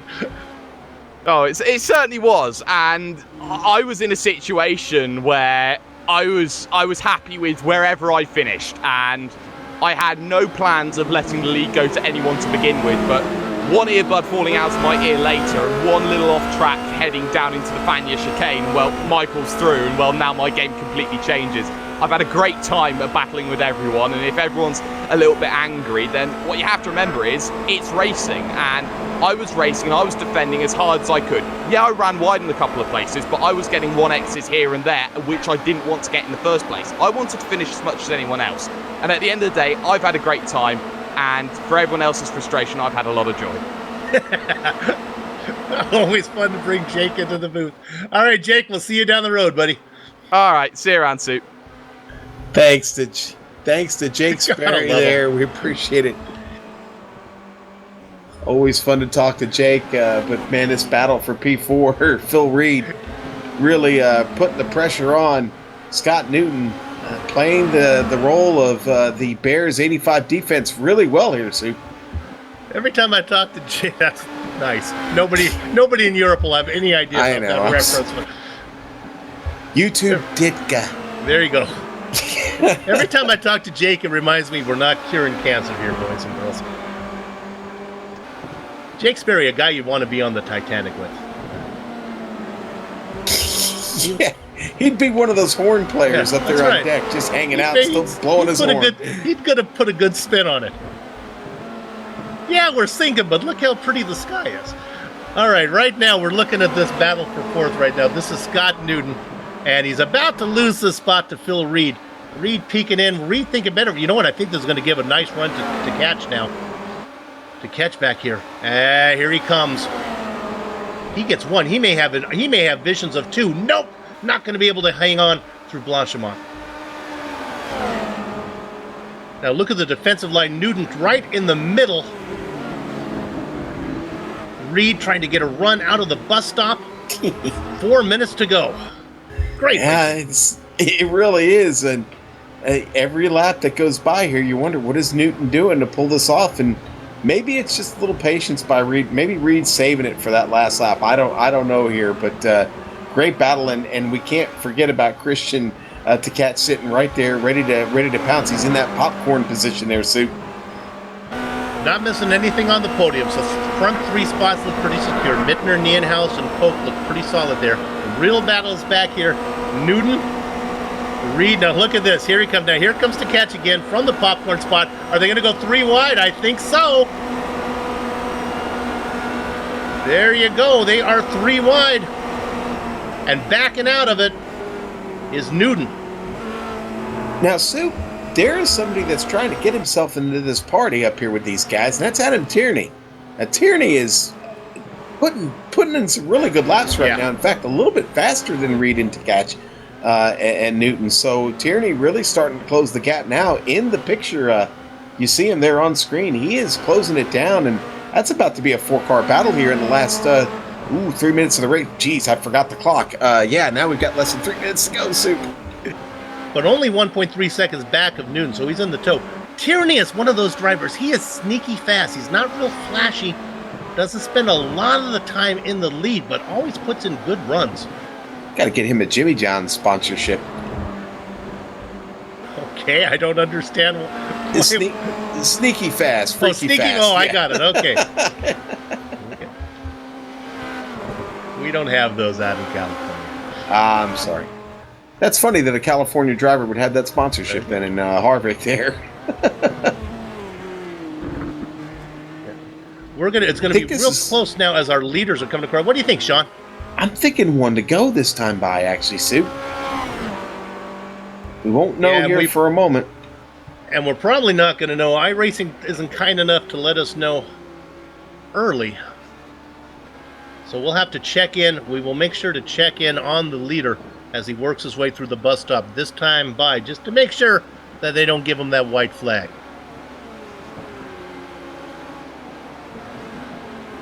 Best battle is what we're looking at right now. This is Phil Reed, Christian to catch, and Newton. Honestly, this could go to anybody, although Newton began to fall off. Yeah, I think Tierney might not be able to get up to catch and Reed, but I think Tierney's got a real shot to get to Newton. Let's go up to Reed right now, because here comes on the outside, making the move. Got the momentum. Christian to catch, up another spot into 4th position. Wasn't that long ago, Sean, we saw him around, but he was able to do a quick donut, got back out on the track, only lost a few seconds. Yeah. Yeah, there he is. Man, Soup, I think this is going to be it this time by. We're running out of time here quickly. Christian to catch, trying to hang on here. Phil Reed really pressing. Looking to see if there are any other What a great battles drive. out there. Really nothing more to, nobody in a real battle. Let's see. Waldo and Morris relatively close, but really we'll keep an eye on that one. It's a battle for 12th. But right now we'll stay where we are. Look at this. We ride on board with To Catch, our director trying to pan the camera.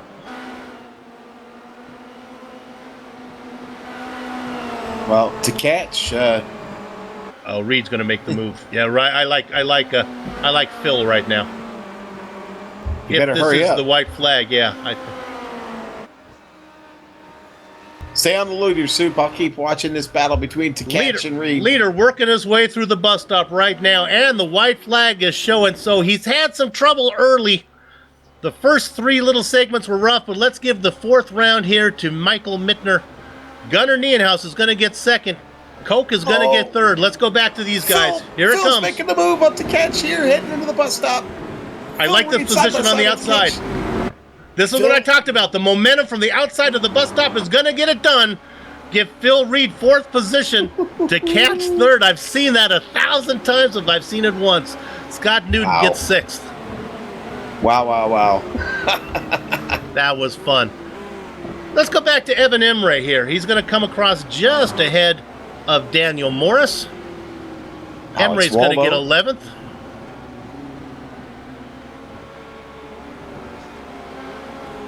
Doesn't look like there's any other battles out there. Everyone just trying to bring it home. Sean, looks like 17 cars on the lead lap. Yeah, attrition played a heavy factor in this one here, Soup. Looks like Oliver Elliott going to be the last one to cross the line here today. With apologies to all the people that I don't mention, I'll give you some big names that had trouble.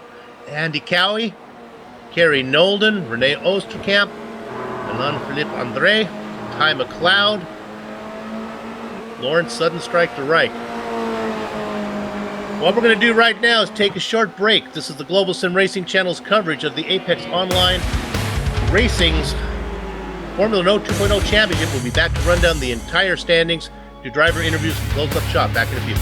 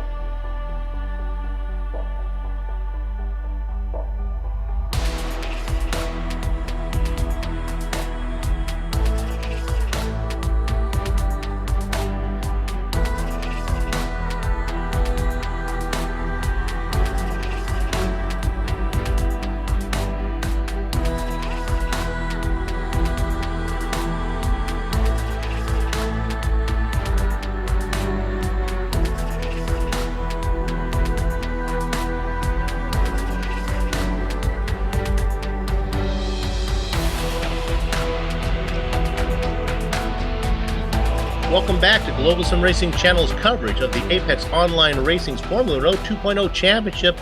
The back half of the round 2 doubleheader. We just had the sprint race here at Spa. We're going to show you some replays that we weren't able to show you during the original broadcast when we were covering it. We have the first lap 1 incident. This is between Kerry Nolden and Ty McLeod. Now this happens, you'll see back there Nolden is kind of running that inside line, and McLeod gets into him. The cars get together, and they pick up, they get contact then with Daniel Morris as well. You'll look at it from above. Here we go. Now that's McLeod in the inside there, on the middle, gets into it with Morris, and they pick up Nolden as well. So those 3 cars are taken out on lap number 1. Then we have another one Sean's been looking at. Yeah, and this one's getting down. You're going to see here, getting down into Puhan. They get out of the no-name left-hander and get down into Puhan. Oh, you see Osterkamp off there. That started with contact. Osterkamp gets touched there. You'll see here again on the replay, we're going to see contact there, and it's going to send him around. Now, what happens after is the mess. Everybody gets stacked up here. Look at that. Yeah, just a huge amount of damage there to several cars. So those are your 2 big incidents during the first lap. Yeah, and that was Yannick Nienhaus there with the contact, the car in the middle basically that everybody got into in that. Andy Cowie was involved in that, Jano Hertz, so several cars. Lawrence de Rijk was in that also, Steve. And I know that Apex Online Racing is negotiating with audiobooks to see if they can get their forum put into that format. So if you want some good reading, maybe tune on in this week and listen to the soap opera that is the Apex Online Racing, and you can hear those champions complaining about the format and the other champions saying, well, that didn't bother me. Let's run down the entire standings for you right now. Michael Mittner. We thought he was due to have a good one, and he's back. He's took off a couple seasons. Good to see him back. He picks up his first checker flag of the season. Gunnar Nienhaus is going to be very, very strong in the points with another great showing today. Christian Koch in 3rd. This great battle, Phil Reed, Christian to catch, and Scott Newton, that ends up in that order. Adam Tierney not able to catch up to those guys. Knut Martinson started in 3rd, comes home in 8th. That's how you do it. Robert Sugar Plumley, how about this? 29th to 9th. Good run from him. Rounding out your top 10, Gabriel Wood. Sean? All right, on 11th, it's going to be Evan Imre, Daniel Morris in 12th, Alexander Wallow 13th, Stevie Chambers 14th, Jeroen de Quartel in 15th, Manuel Lawyer 16th, 17th, going to go to Oliver Elliott, 18th, Sarah Dove. Jake Sperry going to have to settle for 19th after starting on the pole there. Tough break for old Jake. Darren Potter going to round out your top 20. Hidden Blackjack, Lee Robinson, followed by Ben Scott. Lauren Sudden Strike to Reich in the 23rd spot. Double dozen spot, Silvio Hurt. Erka Lindstrom in the 25th spot. 26th, 27th, 28th, and 29th goes to Ty McLeod, Alain Philippe André, Renee Osterkamp, and Kerry Noldum. A lot of big names in that group that I just said. Throw in little brother Yannick Nienhaus in there in 30th as well. Rounding him out, the Milkman, Andy Cowie, Mark Forte, Janar Hertz, and Victorio Saltalamacchia. No races complete unless Soup gets to say Victorio Saltalamacchia. Okay. We have no interviews. Is this what I'm seeing? No, we've got plenty. Okay. Yeah, we've got Phil Reed here. I think Scott Newton's up there waiting for one. Let's talk to Phil real quick. All right, Sean, I'll bring him on down. Let's get Phil into the booth. Go ahead, Sean. All right, Phil. Boy, what a run today in that sprint race. You come all the way from 20th, I think it was 19th where you started. You finished 4th. What a run. Talk to us a little bit about the craziness of getting through the field there in the sprint race. Yeah, once again, it was a lot of fun. Last week I had good times, and this time, yeah, it was tricky because there were a few incidents here and there. We didn't quite have the big one that we had last week at Donington, which is great news, but we did unfortunately have a couple here and there, which did help. But yeah, I had a lot of fun just carving through people. It was brilliant. It's probably one of the better sprint races I've had since it was since it was brought in, so I'm happy with that. Now, Phil, in the feature race, did you qualify? Did we miss something there? Okay, I attempted to qualify, but Okay. unfortunately, I started late because I was trying to help someone with setting something up, and then so I only had 2 laps to run. And as everyone knows, me and 2-lap qualies do not work out well. I always invalidate both laps, and again I did that. So because I didn't have a time for a third one, so there you go. But at least my teammate started back with me. So Yeah, and that made for some pretty good race in there. So, were those team orders to let you get the position there at the end? no, no. I got lucky, I think, in the early part of the race where I was able to actually make that gap to Kerry. But to be honest, at the end of the race, he had way more pace. I think one more lap and he'd have got me. So I was lucky that it was. So I was lucky that I had that gap at the first place. But again, that was a good race in itself because I was fighting my way up from a horrible position once again, and got a good position out of it. So yeah. Yeah, and a great points haul this week. I mean, you got to be happy. The 4th place here, and what was it in the last race? 8th or 9th? What in this feature race? In the feature race? I think it was 6th or 7th, wasn't it? 6th. Okay. I think it might have been 6th, but yeah. Yeah, combined total is going to look really nice at the end of the day. Yeah, I'm happy. I mean, I usually struggle here at Spa, so I was coming in quite pessimistic, and this is way better than I was expecting. Unfortunately, I have fallen back behind the 2 guys, probably as expected, Gunnar and Christian. I think I'm now fallen behind, which again, like I said, isn't a surprise. But this is one of my weakest tracks of the entire season, so. The fact that I've got this result here is brilliant news, and is a double result. It's great. I don't usually get those in this new format, so yeah. All right. Well, Phil, good on you, buddy, and cheers. We'll talk to you next time. Thank you very much. All right, and that was Phil Reed. A big finish for him today, and looks like Soup is caught up with Evan Emery. I do have Evan RT Emery, because RT stands for rubber tires, and he needed all the traction he could get. Evan, congratulations. Thank you. That's 2 11th places tonight, so it was a good night overall. Yes, avoided all the crashes and got some good points for the team.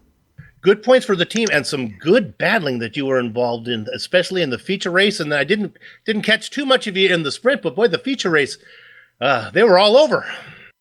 Yeah, in the feature race, me and Sarah were trying to work together to catch people ahead and get away from guys behind. Plumley joined in for a bit, but in the end Sarah crashed, and she actually hit me on her screen, but on my screen she was like an inch away from taking me out, so I got away with that one.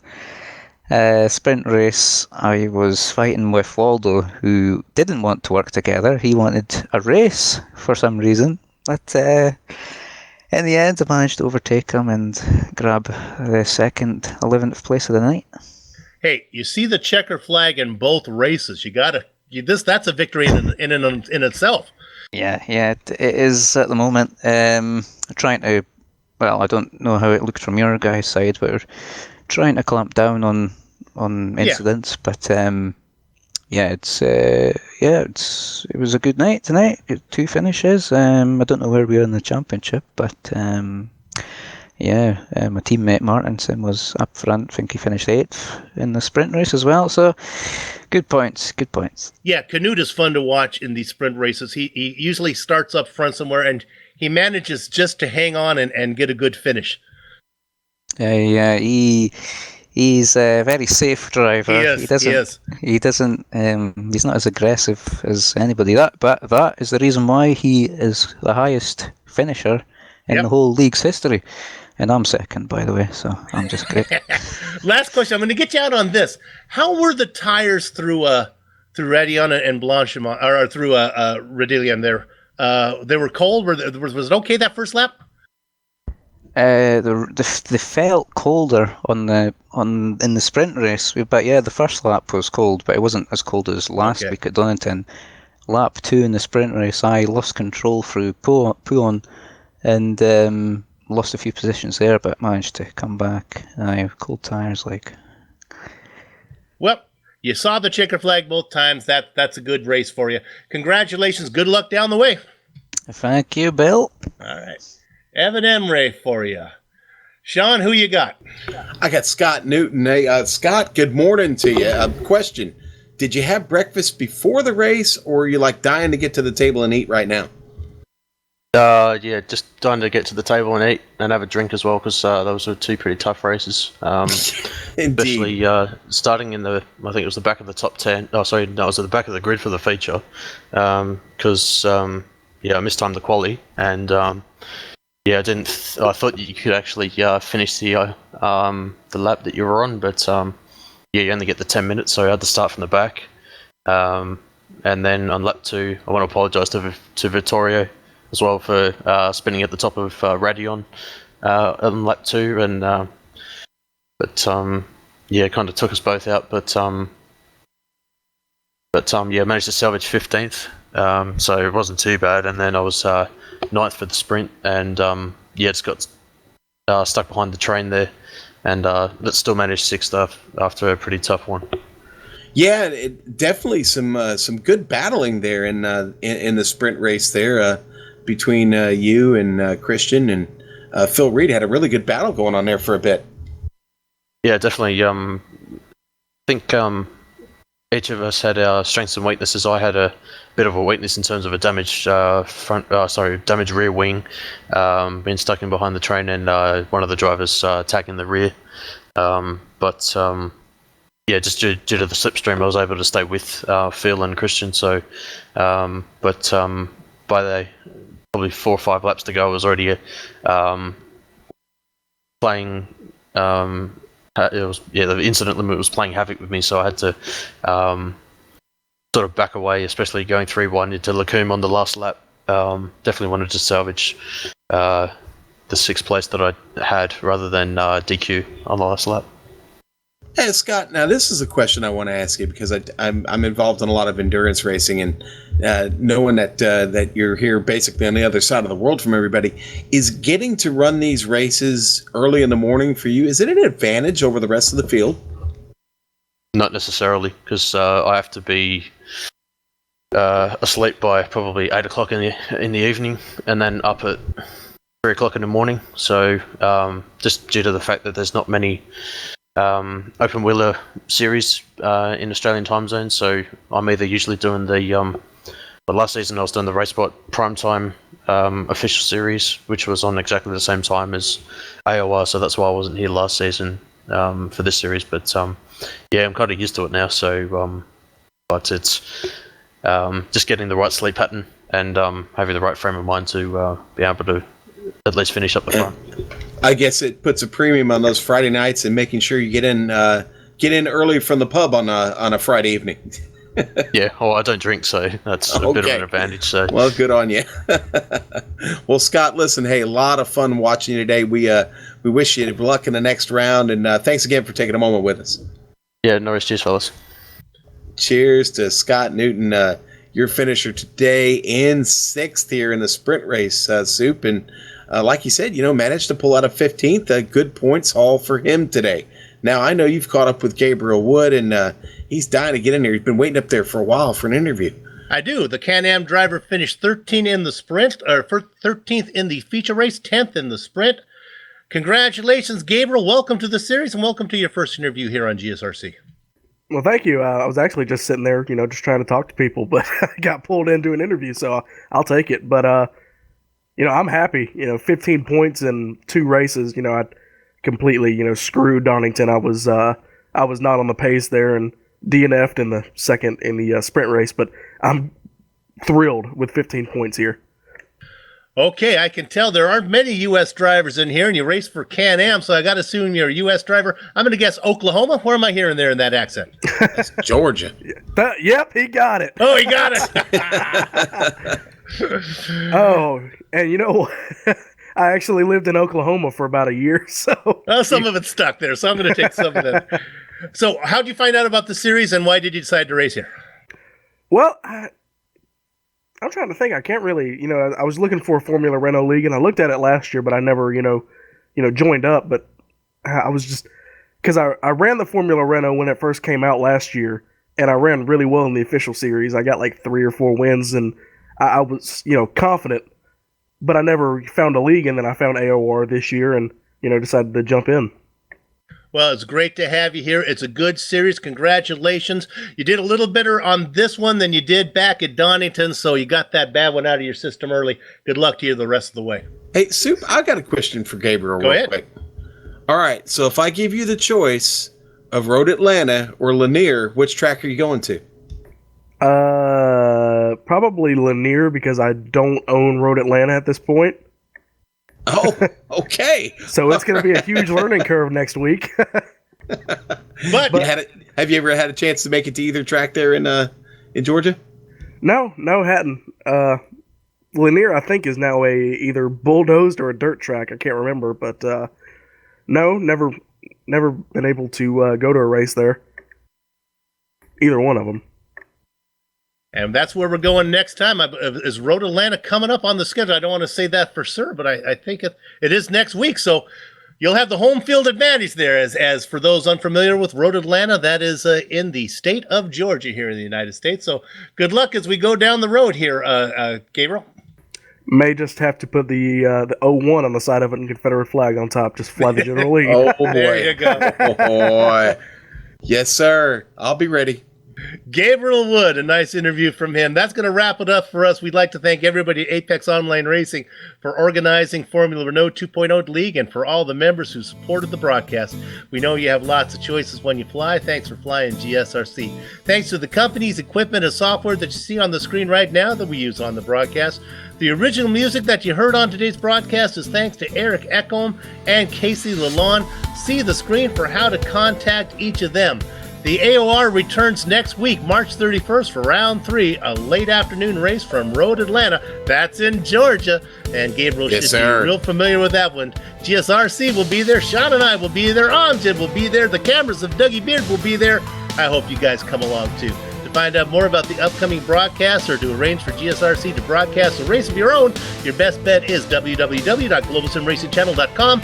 We're also on Twitter at GSR Channel and Facebook at Global Sim Racing Channel. And now, before we close up shop, on behalf of my Mike Make, Sean Crackers Ambrose, our director Amjad Yaman, and camera artist Dougie Beard, I'd like to thank all of you for watching. With that said, we're off to have fun storming the castle. So until next time, race clean, race hard, and we'll see you on the track.